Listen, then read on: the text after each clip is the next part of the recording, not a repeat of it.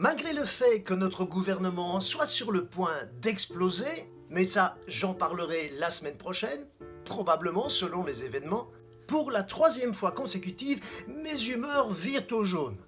Cette semaine, certains m'en voudront vraiment, mais parfois il faut arrêter avec le politiquement correct, qui devient purement et simplement connerie, voire lâcheté. Hausse des salaires, du SMIC, des pensions, hausse des allocations chômage, des prestations sociales, renforcement des services publics, baisse de l'électricité et du gaz, sans oublier celle de l'essence et l'abaissement des critères renforcés qui étaient prévus pour le contrôle technique. Ah oui, démission du Premier ministre et du gouvernement en même temps. Bye bye du président de la République, dissolution de l'Assemblée nationale, rien que ça.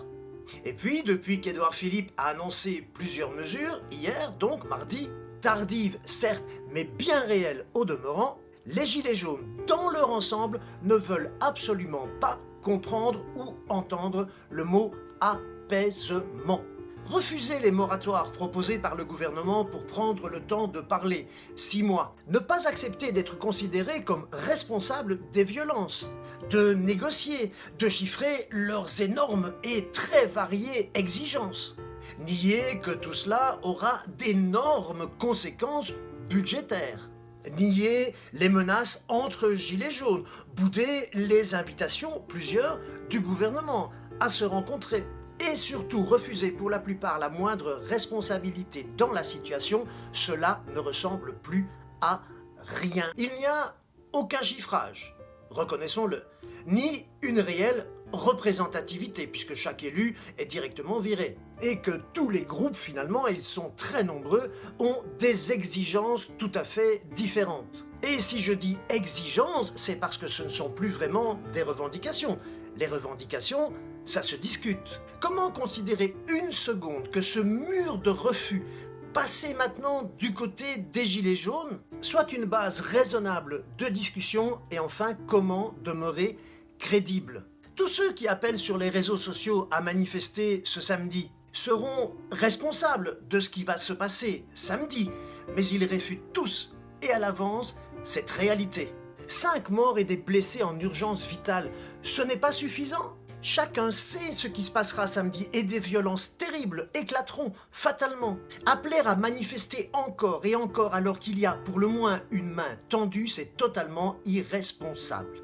S'il y a des blessés graves ou même des morts, ces fameux internautes fomenteurs de troubles, lâchement planqués derrière leur clavier, répondront-ils jamais de leurs actes? Se considéreront-ils encore comme non responsables? Il faut décréter un moratoire aussi des actions violentes et des blocages. Exiger de l'autre qu'il renonce à toutes ses idées fondamentales et continuer à attaquer alors qu'il commence à céder, c'est non seulement déraisonnable, mais aussi et surtout stérile. Des syndicats policiers tendent l'oreille aux appels à la fraternisation avec les gilets jaunes. Il y a tout de même des limites à ce qu'on peut entendre sans commencer à vraiment s'inquiéter. Un policier n'a pas à prendre position pour ou contre une action.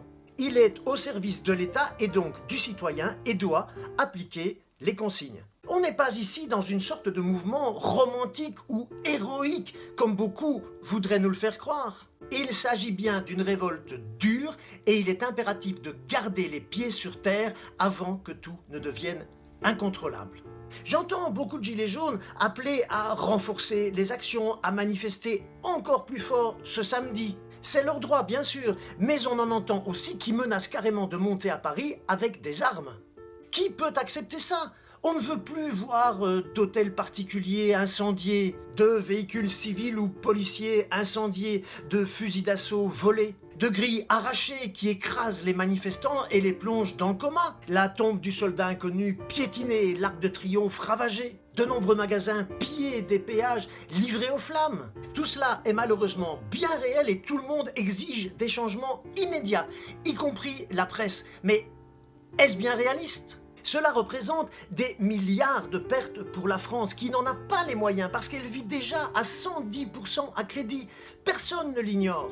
De tous les côtés désormais, on est dans un dialogue de sourds et surtout, au bal des faux culs.